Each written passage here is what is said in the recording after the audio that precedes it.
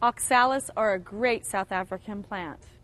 They almost make a ground cover. They're just really short, only 3 inches to 6 inches tall, and they multiply pretty well. Shamrock is actually an oxalis. So they're really, really easy to grow and a really pretty plant. When I saw them in South Africa, they were growing wild all over Kirstenbosch Gardens. And they're like a ground cover. They just come up in the grass. And they're just a tiny little bulb that looks like a little Hershey's Kiss candy. So the tip goes up about 3 inches deep.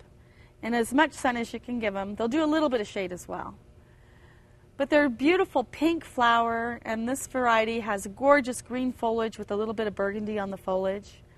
Oxalis are really a pretty plant, and they're very easy to grow. They'll grow almost anywhere. They like to grow in containers or the ground, either way. And again, if we have a hard winter in the Northwest, sometimes we lose them.